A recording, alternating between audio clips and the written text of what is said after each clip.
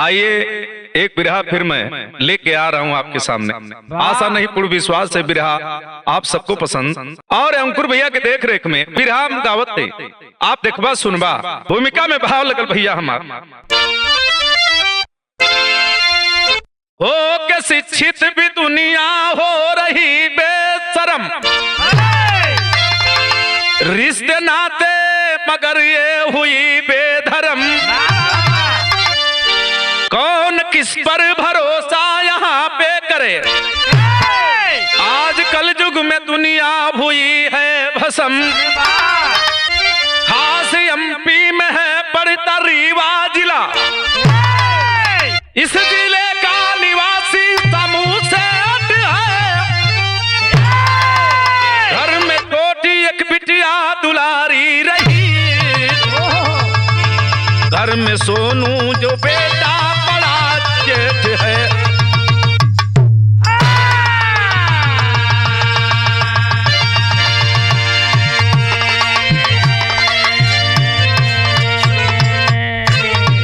MP में मध्य प्रदेश के एक जिले रीवा जिला के अंतर्गत बाबू का नाम है ए बाबू सामू से और बिटिया का नाम उनकरे जौनबा की सोनम और बेटवा का नाम सोनू। भैया हो परिवार खुश है, समय कट रहा है। दोनों लड़का पढ़े में बड़ा तेज समय कटत था, भाव लगल भैया गजल में अंदाज है आवत।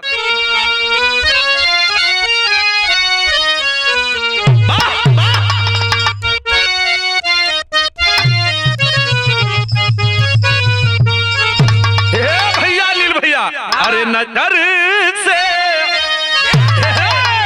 अरे नजर से इशारा नजर कर गई है, नजर से इशारा नजर कर गई है।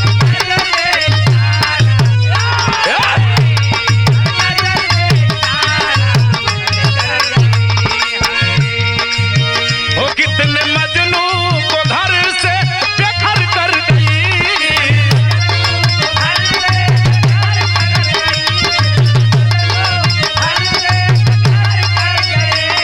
नजर से इशारा नजर कर गई।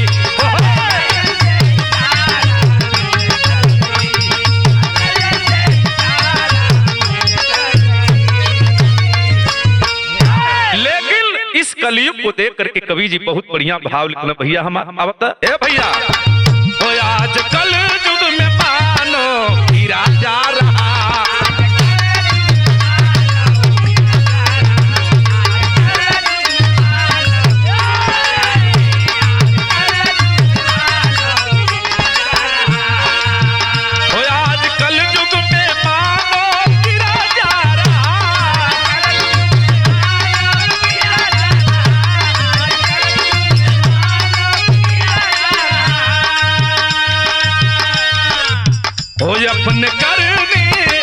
अपने करनी के आगे डूबा जा रहा, अपने करनी के आगे।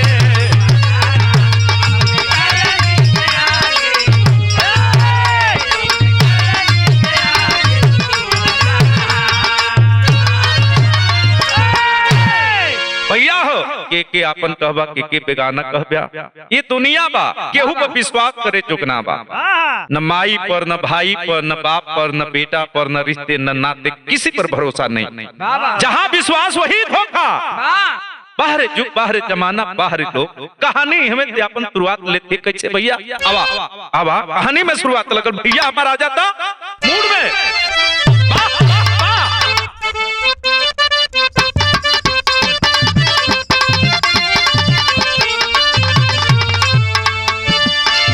बाबू है सामू सेठ अपने तब पखरिया में, बाबू है सामू सेठ अपने तब पखरिया में, बड़ा है नाम उनका जिला और जवरिया में।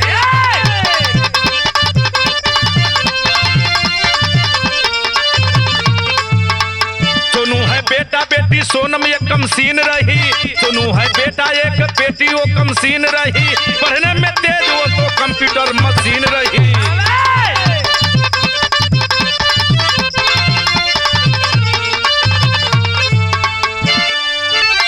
अरे बड़ा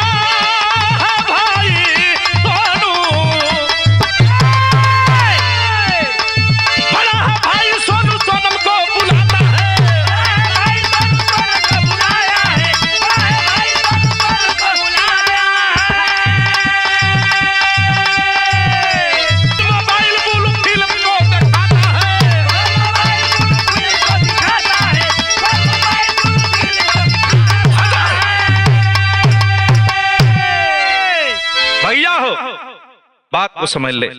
आखिरकार मैंने बताया कि सामू सेठ रीवा जिला का रहे वाला बहुत खुश मैं अपने पत्नी के साथ, अपने दोनों बच्चों के साथ समय कट रहा है। धीरे धीरे जब समय कुछ दिन बीता है, दोनों लड़कन का नाम लिखवना, लड़का पढ़े में बहुत तेज हूँ। संजोग देखा बड़ा जो लड़का था सोनू बहुत खुरपाती था। मोबाइल बच्चों के पास थे, रोजाना मोबाइल खोलते खोलते देखते सुनते पढ़ते। एक दिन मोबाइल का ऐसा पन्ना उभारता है जिसमें ब्लू फिल्म दिखता है। आज जब देखता है तो देख करके वो घबरा जाता है और घबराने के बाद अपने बहन सोनम को बुलाता है, कहता है बहना देखो ये समझदार है, लड़की भी समझदार है, लेकिन बहना कहती है सब क्या दिख रहे हो? अरे बाबूजी यहाँ तो ये बात हम कह दे तो के बड़ी मार मरी, लेकिन दरवाजा बंद कर दिया। दरवाजा बंद करने के बाद क्यों कि उस दिन उसके माता पिता घर पे नहीं थे। दो ही लड़का लड़की है ना, एक सोनू और एक सोनम। भाई सोनू अपने बहन को जबरी अपने तरफ खींचना शुरू करता है। जब जबरी खींचे लगा तो वो तर्ज लगल भैया हमारा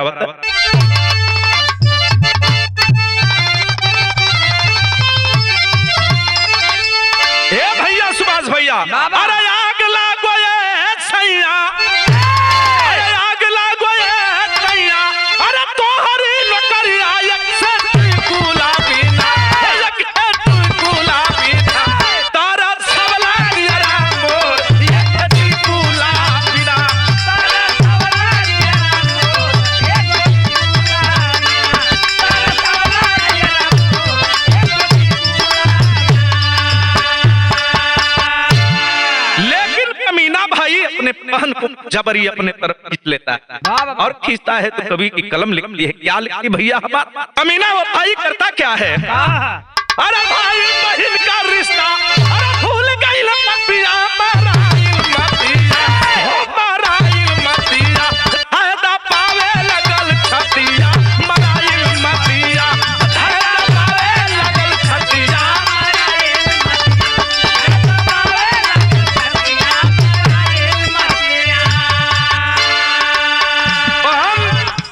उसको कह रही है अरे भाई तू है मेरा खून का रिश्ता है, तू पागल हो गया है, छोड़ो मुझे छोड़ो। लेकिन वो कमीना नहीं मानता है, वो जबरी पकड़ करके उसके साथ जबरी कर रहा है। अकेली वो है, आखिर बंद है दरवाजा, लाचार है बहन, भाई उसके साथ जबरी कर रहा है कमीना। भयल का जबरी बसनावा उतारे बेईमानवा, जबरी बसनावा उतारे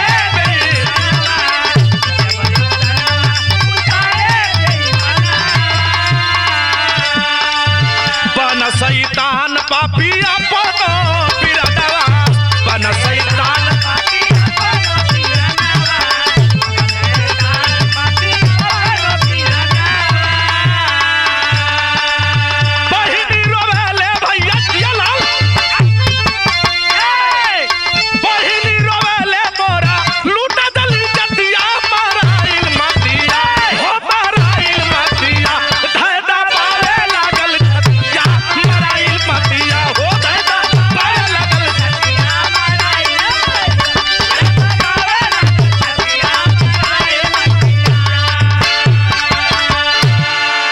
बहना का हाथ गोड़ बांध करके वो कमीना जबरी उसकी इज्जत को लूट लेता है। इतना नहीं, एक गंदी वीडियो बना लेता है और वीडियो बना करके बहना को धमकाता है, अरे बहन तूने अगर किसी से कहा तो ये वीडियो पूरे देश में वायरल कर दूंगा, तुम मुंह दिखाने जो कि नहीं रहोगी। जब जब माता पिता घर पे नहीं होते तब तब उस घर हाजिरी का फायदा भाई उठाता था। बोलिए भाई वो अपना भाई है, उनका रिश्ता है। निर्दयी कमीना, उसको जितना कहा जाए तब कम है।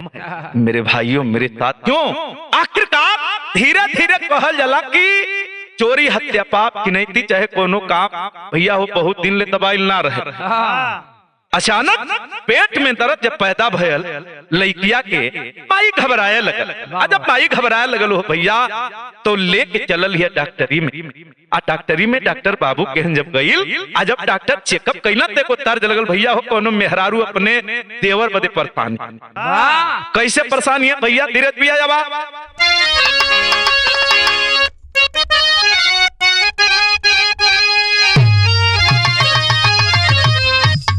अरे गोरखपुर सहारिया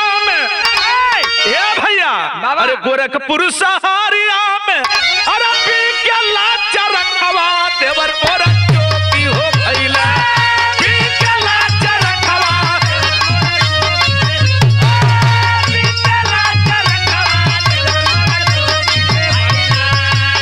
गोरखपुर सहारिया में बीतला चरखवा देवर पोरा जोगी हो भइले चरखा हो पकाता लहरेदार देवर मोरा जोगी हो भइले चरखा हो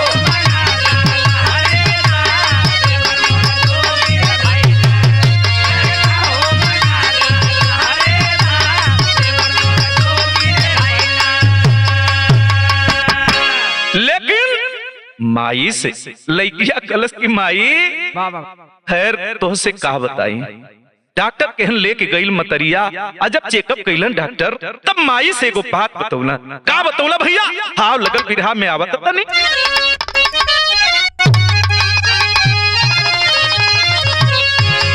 रोवे फटफटाल बेटी ये भैया रोवे फटफटाल बेटी अरे उठला दरदिया बही हरदियो न लागल उठल बा दरदिया बही हरद बहुत बढ़िया भैया नील भैया रोवे फटफटाल बेटी उठला दरदिया बही हरदियो न लागल डॉक्टर बतावे समाचार बही हरदियो न लागल डॉक्टर बतावे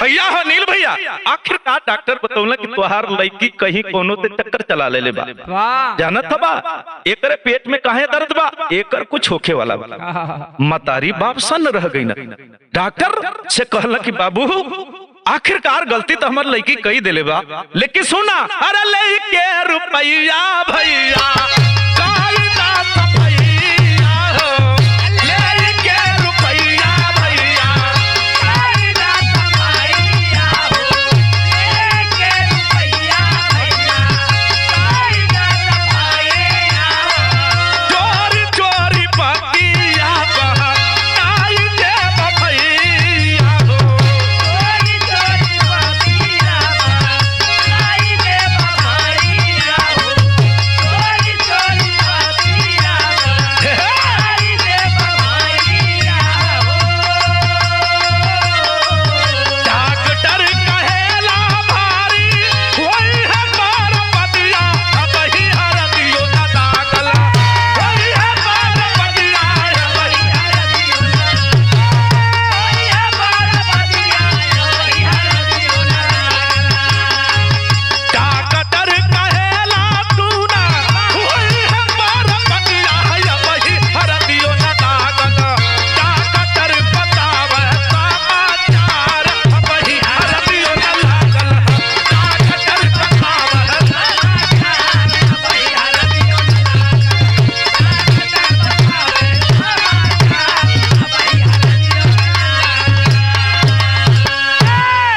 माई बाबू कहलक भैया डॉक्टर साहब जितना रुपया लेवे के लेला लेकिन एक काम के खत्म कर दा डॉक्टर कहलक पगलाल वालो अरे बच्चा धीरे धीरे पेट में ज्यादा बढ़ गल अगर एकरे संगे छेड़छाड़ हुई तो लड़कियों के जान चल जाए लेकिन भैया हो डॉक्टर कहला कि सुना अपने हम हॉस्पिटल के अपने खतरा में ना जा चाहते हैं जाओ यहाँ से फंस जाओ तुम लोग माई बेटी बाबू आखिर घरे आई ना आज जब ही घरे अला हो भैया हाथ गोड़ बांध के सब मारे लगल लड़किया बता किसके साथ तूने मुंह काला किया लड़किया रोग रोग के बतौलत की सुना बाबू माई कहे में भी शर्म है जब तो हम लोग घरवा ना रहा तो ये भयवा जवना के आप लोग मानेला जवना के हम हूँ मानेला मेरे साथ अन्याय दुराचार करता था इतना नहीं मुझको डरवाया धमकाया वीडियो बनाया है कि अगर मैं किसी से कहूं तो वीडियो वायरल कर देगा यही पर ए बाबू माई बाबू एकदम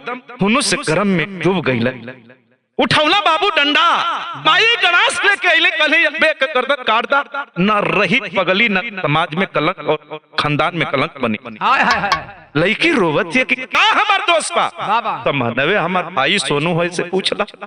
सोनू कहता है तू पागल हो गई, भाई के ऊपर लात लगाती है। दुनिया भाई और बहन के रिश्ते को आग समझता है, लेकिन समाज में मुझे बदनाम कर रही है। ना बाबू ना माई हमार कोनो गलती ना बा, लेकिन ये बाबू तीनों मिल के लड़किया के जब मारे आय हाय शरीर हो भैया कापत है, गाय नेहरू लड़की कापत है, पेट में करे गर्भ पलत बा, लाचार है परेशान है, कहलत का टेरी में पाव लगल भैया हमारा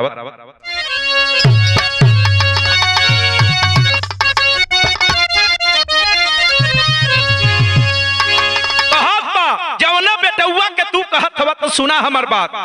ये दुनिया में ऐसा बहुत करतामा होता लेकिन कि हमरे हो जाई संकेत तेरी में भाव ये कभी जितखन का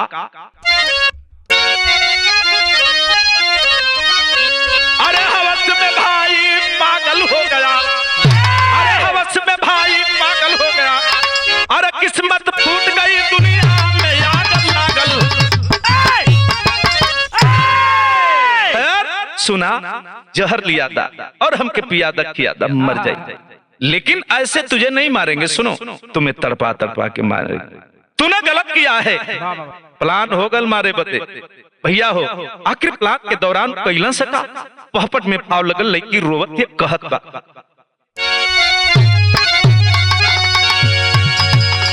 अरे हाथ जोड़ के रोवल दुलारी बिटिया प्यारी है,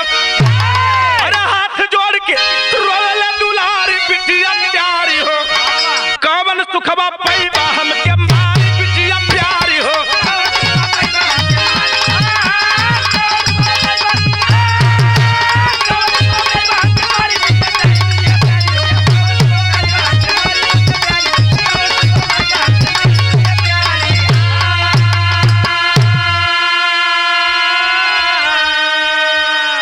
पहली माई हर जाई तू जहर के जल्दी पी जाओ, नहीं तब भूख के मारल जाई हले करे के पारी पूजा हो। अरे सूचना पाके आइला तब भारी बिटिया प्यारी हो, अरे पकड़ के गइला तीनों यते चारी बिटिया प्यारी हो।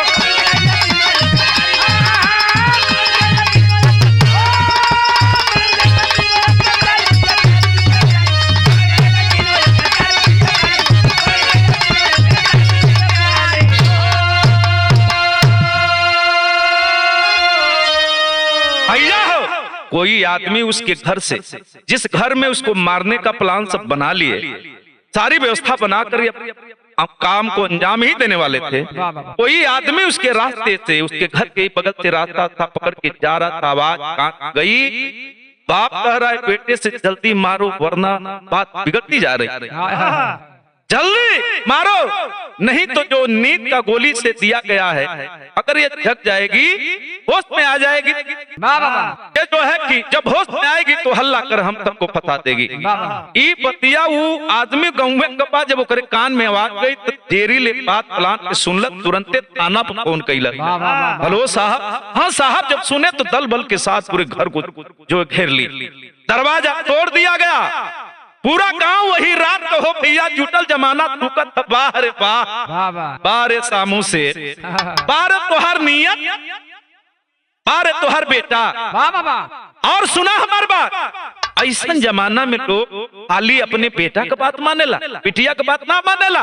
तू समाज में कलंक हवा, ये आपकी बेटी आपकी खून है, क्या आप इसकी बात नहीं सुन सकते? दरोगा डांट रहा है, थाना प्रभारी साहब डांटत में कमीना, क्या जानते हो सारा व्यवस्था तुम्हारी हाथ में है, कानून को हाथ में नहीं लेना चाहिए। अभी पुलिस थाना कोर्ट कचहरी किस लिए अपनाया गया?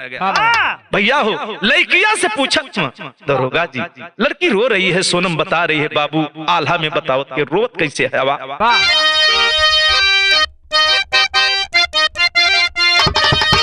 अरे हुआ बाबू माई माई तीनों तब का सैया साहब,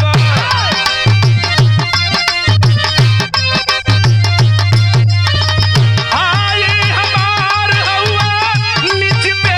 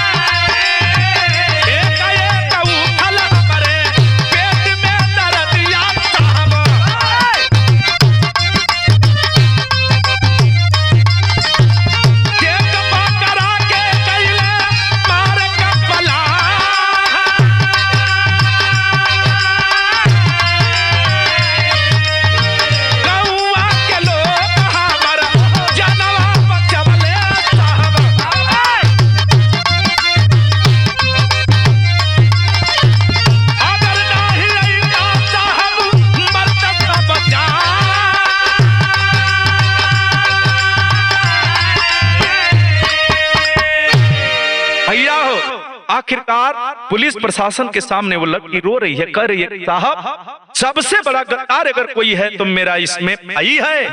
भाई तो भाई मेरा बाप भी कम नहीं है, भाई के साथ मेरा बाप भी मिला है और मेरे बाप के साथ मेरी माँ भी मिली।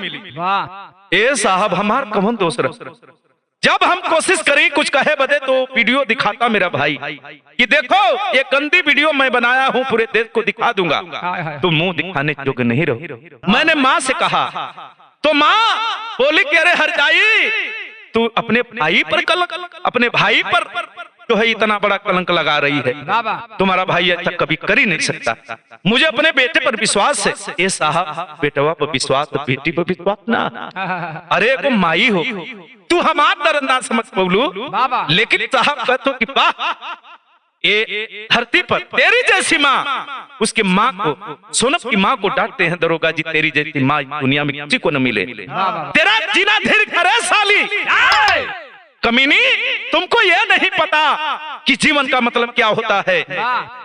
मेरे साथी पुलिस प्रशासन के लोग एकदम मीडिया पत्रकार, ये बाबू इतना भीड़ लगल बा कि जमाना देखे बदे टूटल बा, सब ही थूका था बाहर सामू से जितना नाव गाँव तो हर जमाना में नाम बा, और इतने ना ये कैसन करने करवा दे अपने बेटा से अपने बेटी के साथ। खड़ी लाइन में कभी जी भाव लिखना का लिखना आवत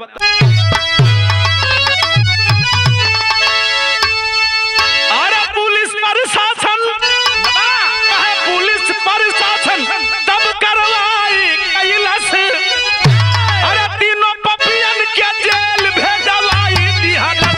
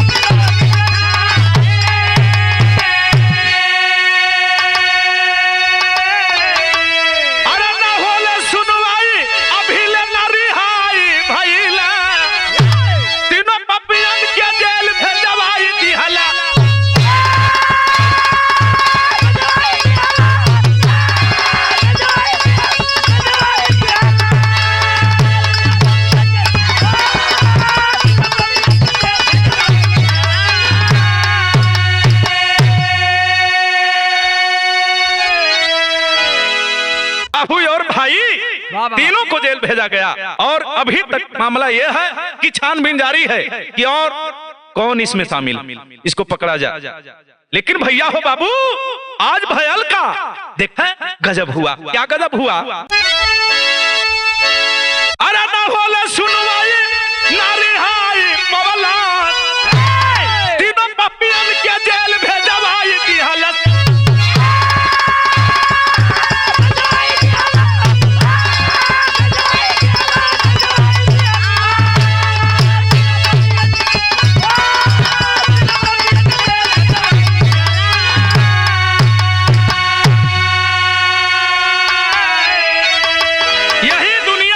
जरा सोचिए कौन किसका है, जब अपना भाई बहन का ना हो सका तो हम दूसरे की बात क्या करते हैं। कहाँ विश्वास वही धोखा, अरे संज्ञाना में याराना में विश्वास का बात हो ले, लेकिन अपने भाई बहन में खून का रिश्ता बतावा ऐसा होके के चाहिए। बाहर कलयुग ये जो है विनाश का अंतिम चरण चल रहा है। गुरु बिहारी गुरु गणेश गुरु राम लाल जी पावन कथन करे बीजा फौजी लागे की सुहावन, अरे हवस में भाई पागल हो गया,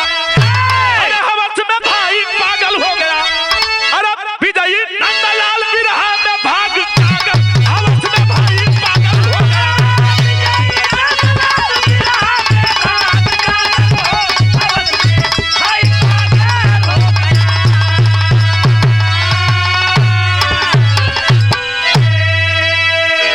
नमस्कार प्रणाम।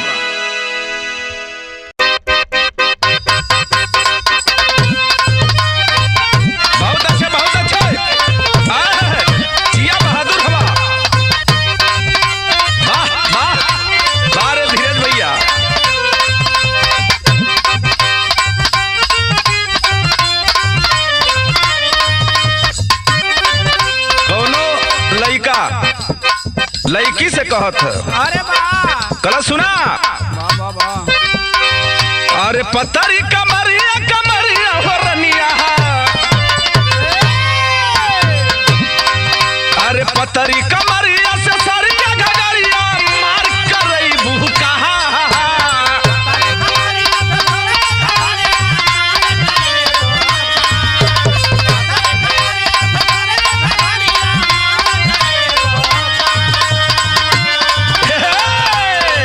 अरे पतरी कमरिया से सरिया घगरिया मार करई बुका। नमूना दिला में ये कहीं बारू है रनिया मर्डर करई बुका। नमूना दिला में ये कहीं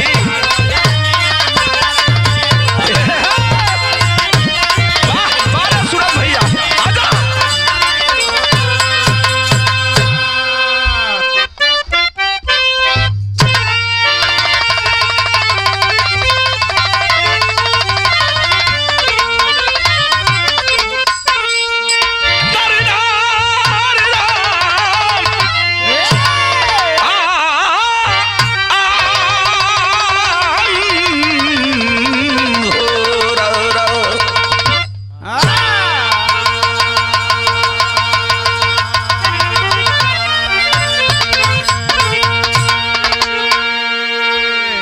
भैया हो ये ऐसन बिरहा हम गावत से दिलवाले म्यूजिक के माध्यम से अंकुर भैया के देख रेख में आशा नहीं पूर्ण विश्वास है ये बिरहा आप सबके पसंद आई। बाबा बढ़िया लगी तो लाइक करिया शेयर करिया प्लस में कमेंट भी करिया। अरे वाह भैया हो आखिरकार सबकर दवाई है लेकिन शक का दवाई कबो धरती पर बनबे न करी। वाह वाह वाह। हर रोग का दवाई बनल लेकिन ये रोग का दवाई न मिलल। कवि जी ऐसने घटना का जिक्र बिरहा के माध्यम से करे जाते वाह वाह। जैसे भैया आजा भूमिका में भाव लगल। दिन प्रतिदिन इसमें जो धसता मिला ना सुलझ पाता है जब उलझ जाता है। हारा बंकी जहां बनवारी बाबू पत्नी बच्चों संग जीवन का करते बसर। शक के सुई में एक दिन फंसी जिंदगी, शक के सुई में एक दिन फंसी जिंदगी। बेटा पापी बना कर दिया है मर्डर।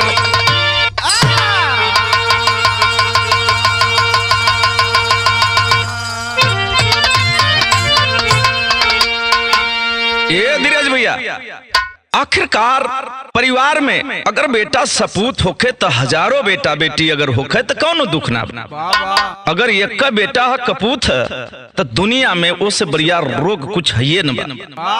हर माता पिता का सोच होला कि हमार बेटा बेटी हमरे बुढ़ौती का सहारा बनी है। चाल चलन बढ़िया बना के रखिए, चरित्र स्वभाव हमेशा समाज में ऊंचा दर्जा हमके मिली। लेकिन जिस दिन बेटा हो चाहे बेटी समाज में जब गर्दिश में पांव रखता है उस दिन बाप और मतारी का गला कट जाता है शर्म के मारे। भैया हो लेकिन हाई देखा धीरज भैया को गजल का अंदाज लगल।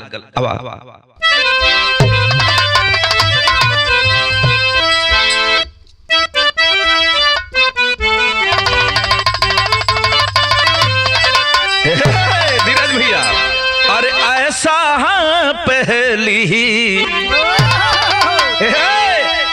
अरे ऐसा हाँ पहली बार हुआ है। ऐसा पहली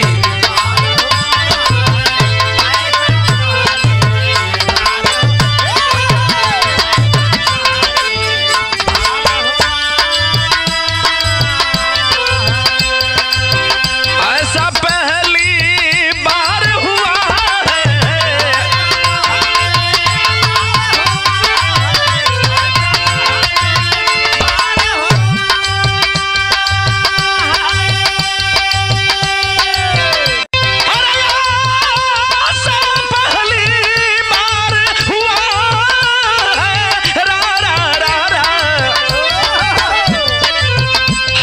किसी से अरे हमको किसी से प्यार हुआ है।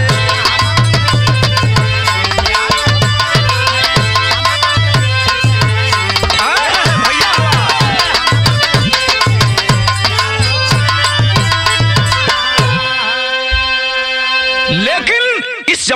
देखते हुए कभी बहुत बढ़िया अमूल्य बात लिखना अपने कलम से। क्या लिखना भैया धीरज भैया?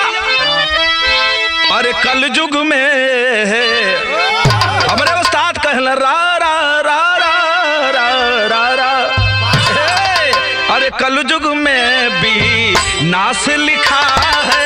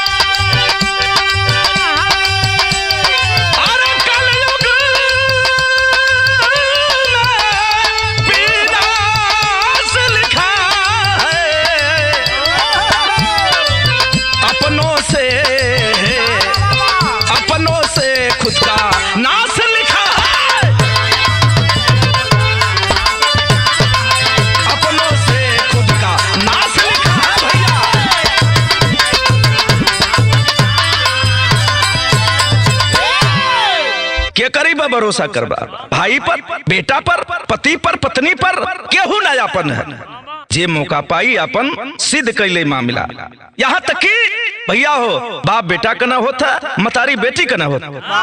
जे जहे बतहे परेशान बा। इस दुनिया में, कलयुग की दुनिया में हर इंसान तरक्की डेवलपमेंट करना चाहता है, विकास करना चाहता है, सोचता है कि मैं इतना ऊंचाई पर जाऊं कि दुनिया सर उठाकर मुझे सलाम करे।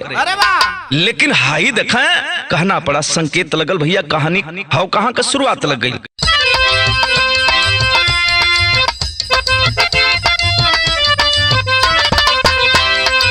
ला ला ला ला रे ला रे ला रे ला ला रिया ला रे। ये सूरज भैया धीरज भैया कहानी कहां का मिली? आवा। बाराबंकी में बनवारी का परिवार सही, बगिया भी हंस रही गुलशन से गुलजार सही। पिता बनवारी दोनों बच्चों पर विचार करे, सजा के सपना माता जीवन को उजियार करे। बेटे की शादी हुई बहू घर में आती है, बेटे की शादी हुई बहू घर में आती है, बेटे की शादी हुई बहू घर में आती है। समय का चक्र ऐसा नैया ठोकर खाती है।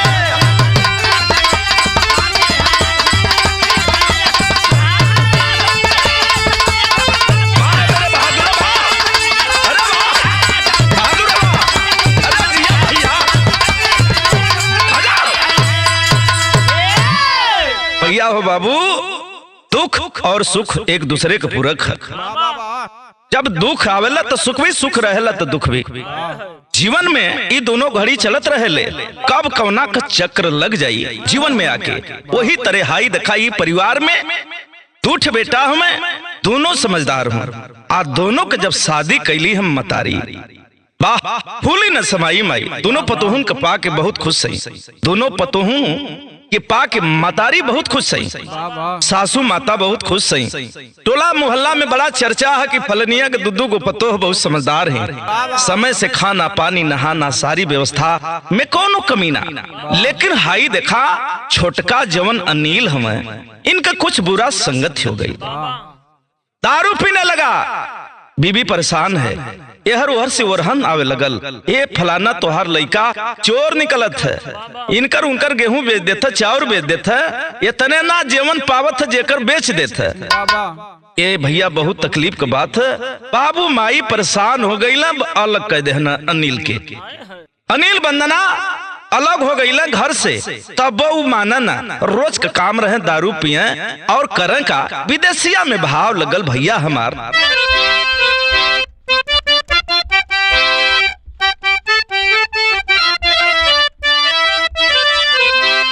दिनवा गिनत मोरी, अरे दिनवा गिनत मोरी, अरे घिसली अरे तब नहीं सुधिया तू लिह लेकिन वो भैया दुल्ही बंदना कितना तकलीफ में बा। आखिरकार कवि जी लिखले इस समाज के देख के ये भाव के बिरहा में भैया दर्शावल गल। कैसे दर्शावल गल कि पियवा शराबी जे कर, अरे पियवा शराबी जे कर, अरे कैसे परिवार चली, धीरे धीरे बेची देहल गोरी का गहनवा। इतना भारी दारूबाज निकल गया, इतना भैया हो कि 2400 घंटा दारू में दूत रहता, भूत रहता। गहना गुड़िया जीवन पौलस अपने पत्नी का बेच दिल, फिर भी पत्नी समझदार ये जायद हमर पति हम बुरा भला जैसन हो बढ़िया हो जायद। लेकिन अब ओरहन आवे लगल का हो बंदना अपने पति के ना समझावल, तोहर पति बढ़िया ना करत, क्यों थरिया लोटा पा जात हो, कुछ पा जात हो, बेच देत हो। अगले बगल से मेहनत ताना सुने के मिले थे, लेकिन बेचारी पाथर भइल है। भैया हो कबो कबो वो परिवार में का गुजरत थी भैया बंदना बा, और उसका पति मेरे साथियों अनिल है। आखिर वो कमीना गद्दार किस हालात का आदमी है, ये बिरहा के माध्यम से दर्शाया जा रहा है, गाया जा रहा है, सुनाया जा रहा है। लेकिन भयल का आधी आधी रतिया में, आधी आधी रतिया में रोजा पी के दारू आवे, अरे घर से भगावे भागी जईबू माया नवा। दारू पी के जब घर आता था तो उसकी पत्नी कहती कि आइला तो ठीक कैला, शोर शराबा मत करा, सुता आई खाना जवन नमक रोटी बनल है के खा ला। अब तो इहो समय आवल चाहत कि इहो न मिली, जीवन मिलत था इहो न मिली, कहिया ले हमरे नैहर के लोग समझिया। सुना एगो काम करा, ऐसा बढ़िया काम ना बा, दारू मत पिया, तू हमार जीवन हुआ, तू हमार आधार हुआ, तू हमारे मांगी के सिंदूर हुआ। बहुत समझाती है वंदना, लेकिन मानने के लिए अनिल तैयार नहीं है। ये बाबू नूना रोटी खा के कबो, नूना रोटी खा के कबो, अरे जियते उपासे सूते, अरे कैसा हूँ गुजारा करे घर में माया नवा। कबो कबो ऐसा गति हो गई हो भैया कि नमको रोटियां ना मिले, रो रो के बिचारी दिन काटत है। बाहरे समय बाहरे हमार किस्मत ऐसने हमरे जीवन में लिखल बा, लेकिन मालिक तू हमारे इम्तिहान लेत ना, सब्र का फल मीठा होला, आज न तो काल हमार जिंदगी जरूर सुधरी। बाहरे बंदना पत्नी हो तो ऐसी सोच रही है, समय जरूर बदलेगा, मेरा दुख का घड़ी इसी तरह नहीं रहेगा, मेरा समय परिवर्तन होगा। हो सकता है कि ये दुख कुछ ही पल के लिए है। मेरे साथियों एक दिन अपने पति के खाना बना के पजरे बैठा लिया, समझावती कहती, सुना हमार बातें को तर्ज लगल मास्टर, कमन तर्ज है भैया।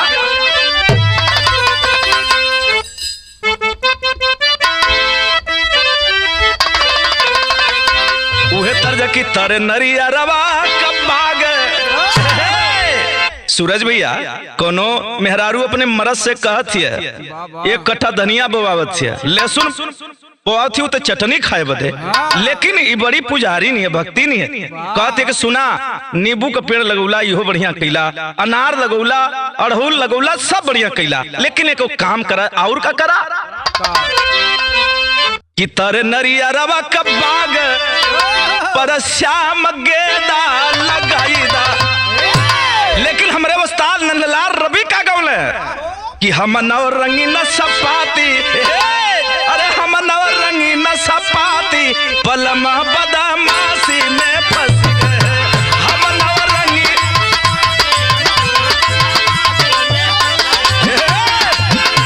वाह भैया वाह।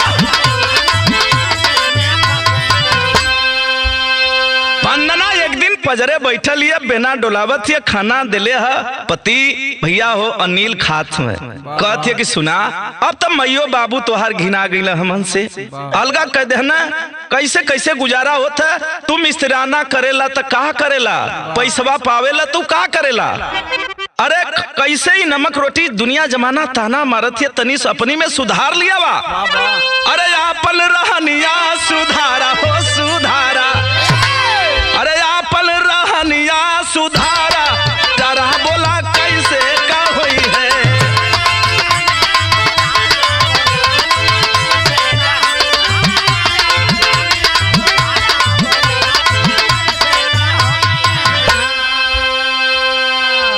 इसी बात पर उसका पति उसको मार देता है। और जब मारता है दुखित होकर के जाती कहाँ है, अब तो वो थाना में चल गई।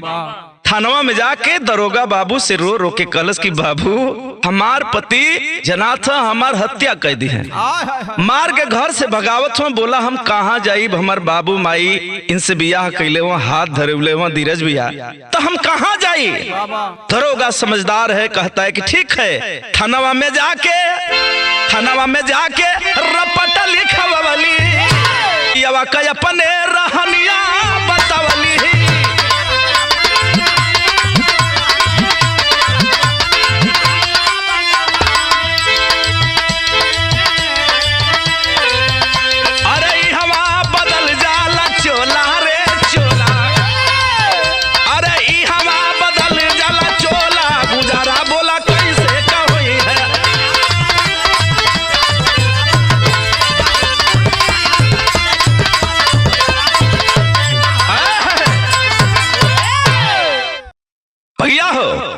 आखिरकार दरोगा बाबू कहते हैं अरे अनिल ये तुम्हारी बीबी हरे पगले, ये कोई बेग अटैची नहीं कि जहां उठा के फेंक दिया, जिसको चाहे बेच दिया। ये तुम्हारी बीबी है, जीवन संगनी है। तुमने साथ मरने और जीने का कसम खाया है। मन ही मन क्रोधित हो रहा है। अनिल सोचा था कि चल घरे हम तो के बतावत हैं, कमीना है, गद्दार है, लेकिन वहां सुलह समझौता लिख दिया जाता है। दरोगा कहते कि दोबारा अगर ऐसी शिकायत मिली अनिल तो बात बिगड़ जाएगी, मैं तुम्हें जेल भिजवा दूंगा। सरकार की ऐसी व्यवस्था है जो महिलाओं के लिए जो है सारी व्यवस्था आरक्षण के अनुसार दिया गया है। सुन मेरी बात, आखिरकार ए भैया दोनों प्राणी घरे मिलजुल के रहे लगल।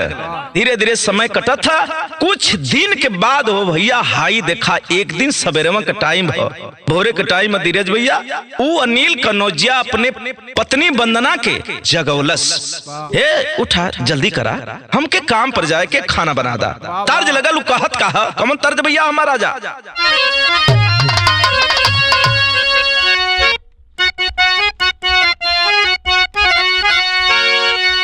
अरे कितना बताई सुख, अरे कितना बताई सुख, अरे कितना बताई सुख, अरे ससुरे के गोरी हो सैया बाड़ चाँद औरी हम बड़ी चकोरी हो।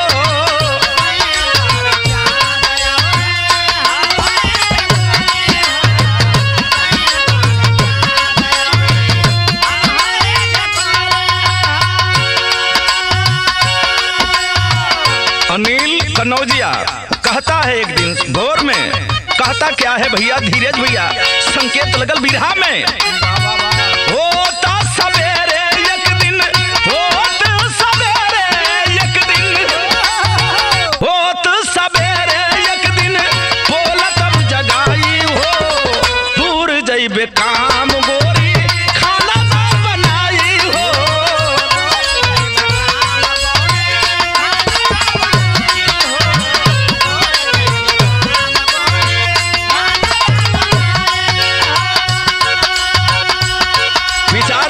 सोच रही है सवेरे का टाइम है बाबू, उठल भोर का समय है, अपन चौका भाषण कैलस और खाना बना देहलस।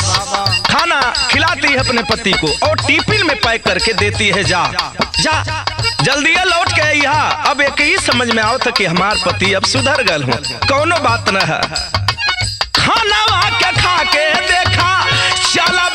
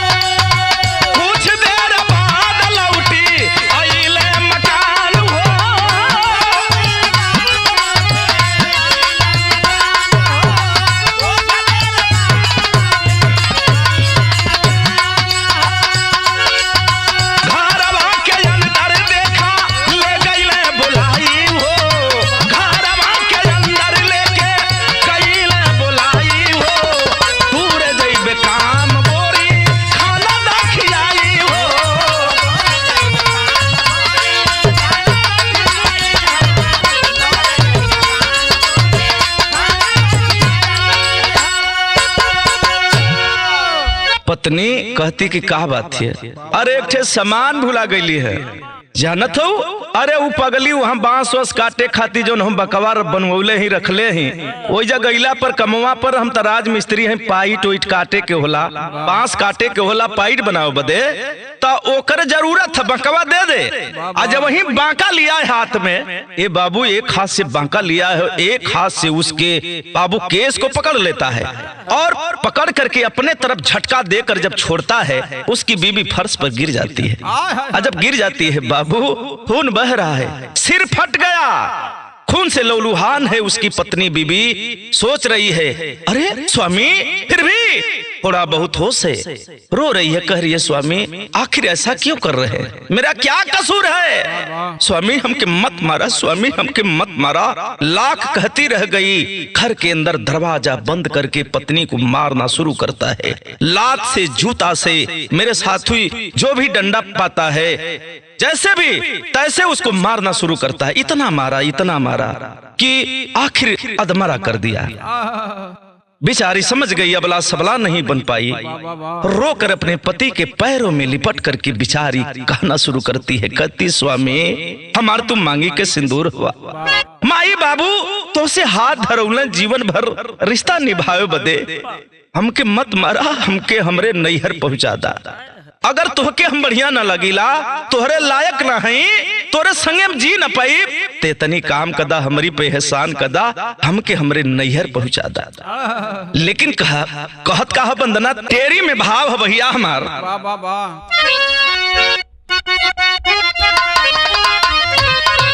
अरे से नूरवया अपन बनला पपिया, अरे से नूरवया अपन बनला पपिया, अंबर कांप गई तब रोवेली धरतिया,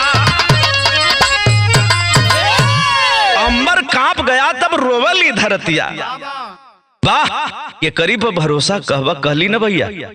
आखिरकार वो कमीना जब मारना शुरू करता है, अधमरा कर दिया, तो रो करके पैरों में लिपट करके वो बंदना कहती है, तर्ज लगल कमन तर्ज भैया हमार।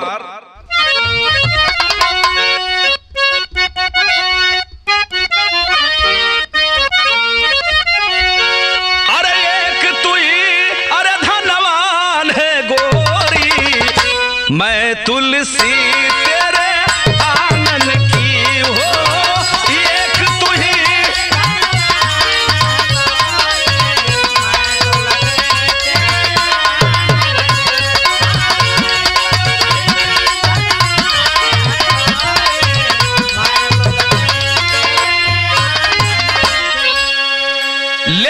वंदना क्या कहती है रो करके पैरों में लिपट कर, अरे कर दो क्षमा इस बार है सजना, अरे कर दो क्षमा इस बार है सजना, भूल हुई जो वंदना से हो, भूल हुई जो वंदना से।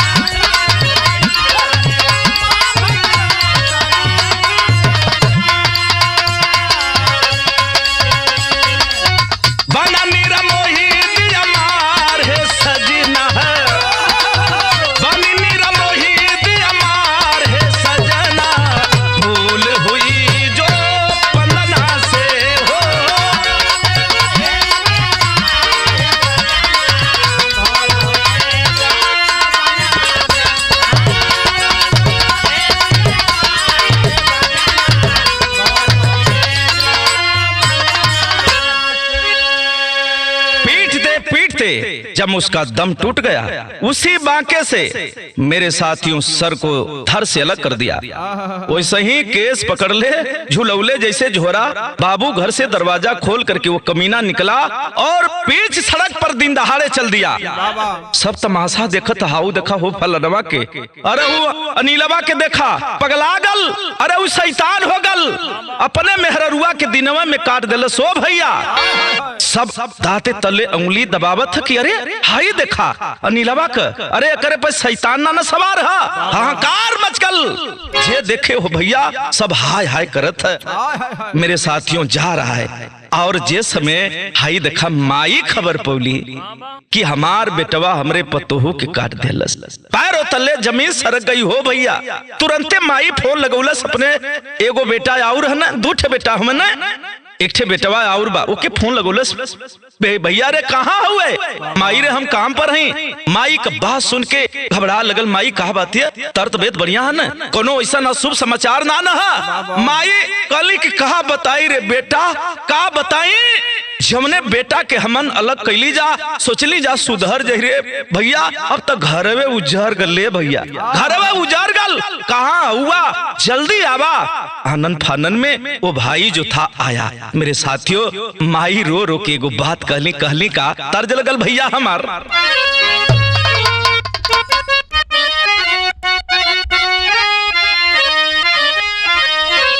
अरे तोह के चढ़ई बा मैया, अरे तोह के चढ़ई बा मैया, अरे रोहुआ मछरिया हो की गंगा जी,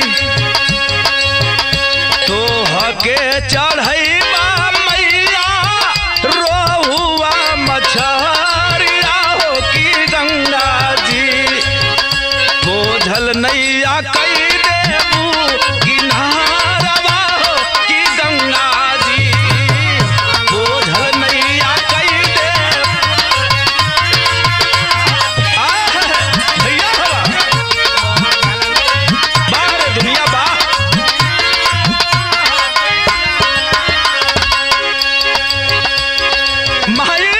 हर हर हर हर रोवत थी अपने स्वामी के पकड़ के, अपने बेटा के पकड़ के दुआरे। मेला झूठ हो भैया, सब ही आयल है। अरे चला हो फलनवा फलनिया के काट देहलस, मुआ देहलस भैया हो। हाई देखा माई हर हर हर हर रोवत बा। माई त माई करेजा फाटत माई के रोले से जमाना रोवत का रोत भैया हमार। माई जबा देखली अपने बेटा का करदानवा हो नया नवा बरस, माई जब देखली अपने बेटा का करदानवा हो नया नवा, काहे कटलस बाहू का गरदानवा हो नया नवा बरस।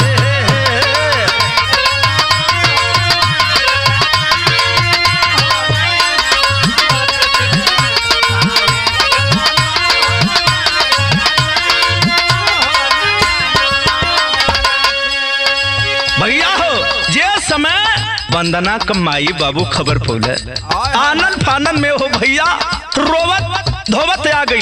कहाँ अला? घर में अला। अब तो जनाए के भीड़ हो जाई, लेकिन असली वजह गौवा के लोगवा कहल कि सुना सुना ये परिवार का कोनो गलती ना है। जैसे तोहर बिटिया का शादी भइल है, वो गद्दार है, कमीना है, ये परिवार का कोनो दोष ना है। इन्हां लोग के दोषी मत बनावा। घरवा के लोग रोवा पीटी पीटी छतिया, कवना कसूर कोई बूझे नहीं बतिया। केहू समझ ना पावत कि का बात है दोनों में, काहे बदे गर्दन काट देहलस। लेकिन सब मिलावत है, सब शंका जाहिर करत है, का बात हो सकेले भैया हो। हाई देखा काटल सिर लेके पापी पहुंचा सुना थानवा हो नया नवा, काटल सिर पापी लेके पहुंचल बाटे थानवा हो नया नवा बरसे, कामवा में रोवेला जहानवा हो नया नवा बरसे।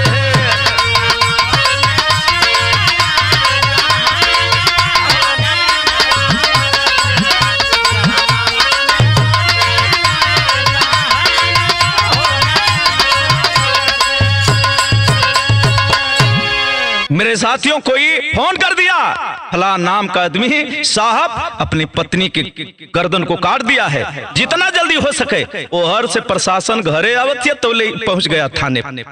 ऐसे ही झोला जैसे लटकौले मुड़ी के लटकौले थाना में प्रवेश कर गया। पुलिस प्रशासन के लोग देख के घबराओ, अरे ये कहाँ, कौन कहाँ का रहने वाले हो? बताता है साहब मैं यही का रहने वाला हूँ, बाराबंकी का। आप नहीं समझ पा रहे हैं ना, बहादुरपुर पसरा गांव का रहने वाला हूँ। मेरा नाम अनिल कनौजिया है, मैं बनवारी कनौजिया का बेटा हूँ। अरे तू वही बनवारी जो परेश वरेश करता है? अच्छा ठीक है, एक काम है। अरे साले ऐसा क्यों कर दिया? कहे गरियावा मत, देखा अभी भी सरगर्मी में है। दरोगा कल पकड़ो, ताले को पकड़ो। जब पकड़ लिए थाने पर लोग तो पूछे लगना, अजब प्रशासन भेष में, पुलिसिया भेष में लोग पूछे लगना, तब भैया वो कहल जाला कि मरला से भूत भागेला, मरला से भूत भागेला। पहपन में भाव लगल प्रशासन के लोग ओकरे संगे करत का हो। मैं अब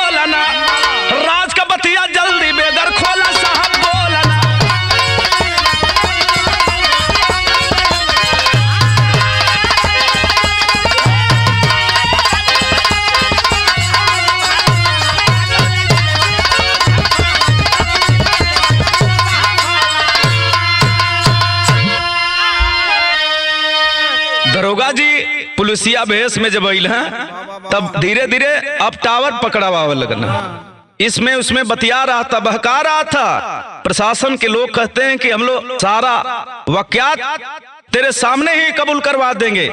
क्यों ऐसा किया रे साला कमीना?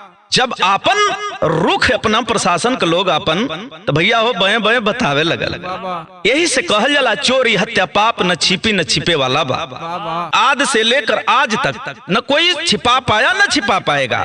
भैया हो अगर कहीं छिपो गई हुई तो जकरे घरे भल हुई ओकर वो कमजोरी है, नहीं तो यही संविधान में से देश चलता है। जहां अगर गवाह मजबूत होगा तो मुजरिम को कोई बचा नहीं सकता है। तो इसीलिए बाबा साहब ने कहा कि सबसे पहले अपना आत्मबल बना लो, जिस बल से अपनी सारी दुनिया बसेगी और चलेगी। हाई देखा आल्हा में भाव लगल पायल का।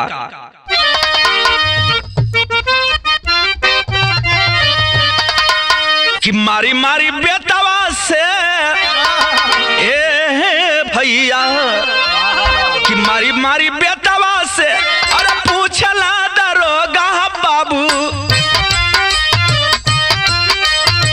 बेदवा छुपाल जवन देवा हो बता, बार बार पुलिस तब पूछले तब बतिया भैया, एक ही हो बतिया के रहा तो हरा, थानवा में जुटल तब गौआ जवरिया भैया,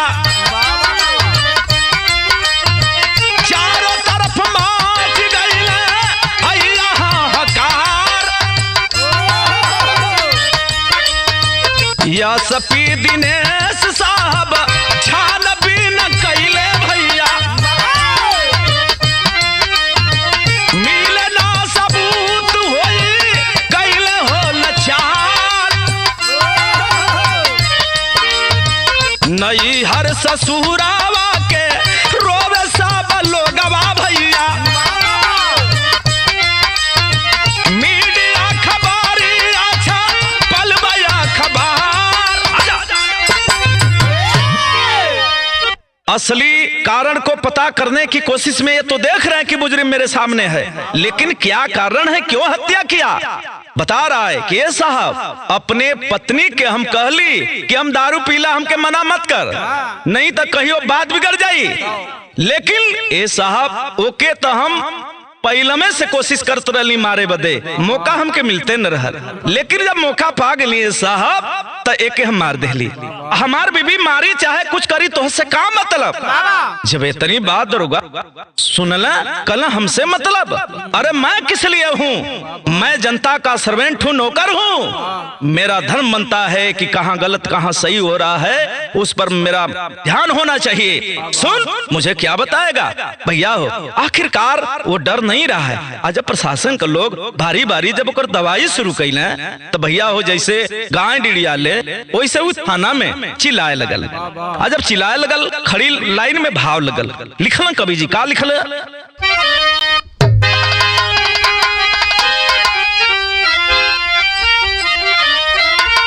वंदना के माई बाबू कहे है साहब जैसे हमारे बेटी के मुआ देहल साहब, तनी 2 मिनट हमन के छोड़ दा, एक हमन जियत देखल ना चाहते हैं, जमन सामने दुश्मन कातिल होके पता चल जा भैया कि ये हमारे भाई हमारे परिवार के मरने का होश में रही, लेकिन उस सुरक्षा के व्यवस्था में है, अब सुरक्षा के सामने है, बीच में है, संविधान के दायरे में है, तो आखिर क्या किया जाए, संविधान के दायरे में भी हो करके वो जो है सुरक्षा के बीच में है, प्रशासन के बीच में है, नहीं तो कितनों संविधान होके भैया मर्डर होके के तो हो जाए, लेकिन हाई देखा भयल का खड़ी लाइन में भाव लगल,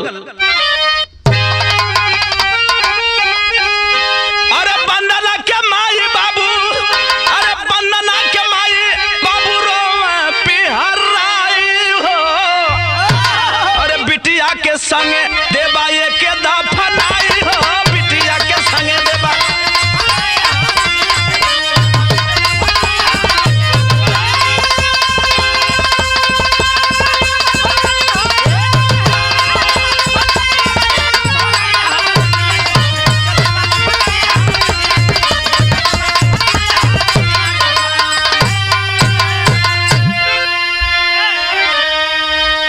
जनता मेरे साथियों तोड़ फोड़ लगे कि कर देगी, लेकिन एसपी दिनेश कुमार साहब, सीओ साहब, बड़े से छोटे अधिकारी आला अफसर वहां पहुंचे, भीड़ संभालने में लगे हैं, यहां तक कि अगल बगल के कुछ नेता भी वहां पहुंचे, लोगों से हाथ जोड़ के विनय करते हुए भैया उचित जरूर न्याय मिलेगा, इस कमीना को बख्शा नहीं जाएगा और इसको दंड दिया जाएगा, ये संविधान के नियम से कभी बच नहीं सकता है, जो नियम है कानून है इस पर लगाया जाएगा, कड़ी से कड़ी सजा इसको दी जाएगी। भैया हो हाई देखा, अरे कहेला दरोगा साहब, अरे धीरज बधाम, अरे कहीं के चलान तब जेल भेजवाए,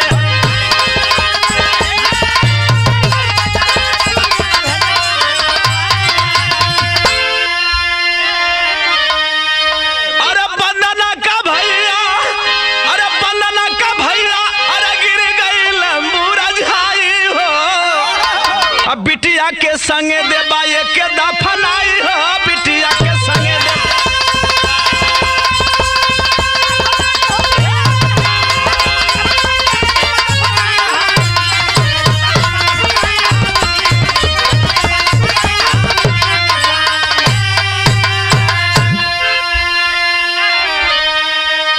कमीना को सजा मिली। विरहा के माध्यम से मैं कहना चाहता हूं कि सबको अधिकार है संविधान में, आप पहले अपने आप देखो कि मैं सही हूं कि गलत हूं, किसी को तुम्हें मारने का कोई हक नहीं है, कानून है, कोर्ट है, जाओ गुहार करो, निवेदन करो, प्रार्थना दो, निवेदन करके लिखो साफ शब्दों में, ये सरकार है, व्यवस्था है, तुम्हें न्याय जरूर मिलेगा। भैया हो ये हमारे बिरहा रहल, अब बाहर दुनिया बाहर समाज ये कलयुग में के करीब भरोसा करबा के आपन कहबा। भैया हमारे वीडियो कैमरा पर आप ही बधाई के पात्र हैं, बहुत बढ़िया आप वीडियो बनाते हैं, और भैया हमार नटराज वाले स्टूडियो वाले अंकुर कुमार भैया जकर चैनल हाँ दिलवाले बिरहा म्यूजिक, बार भैया हमारे अंकुर भैया कि जागा हो जवान, अरे जागा हो जवान, हमारे देश का जवानवा कि खतरा में पड़ल बाटे भीम का संविधान।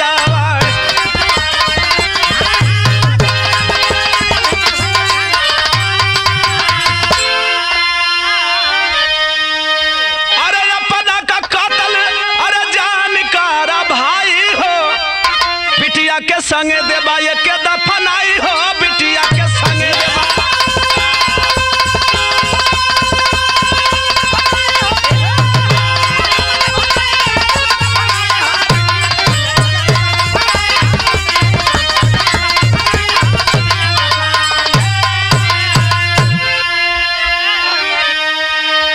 गुरु बिहारी गुरु गणेश गुरु राम लाल जी पावन कथन करे विजय फौजी लागेगी सुहामन।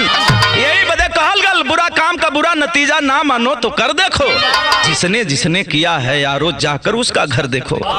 सेनुरवा कातिल भइला पपिया, अरे सेनुरवा अपन भइला पपिया, विजयी नंदलाल बिरहा का भइले खसिया, सेनुरवा अपन भइले पपिया।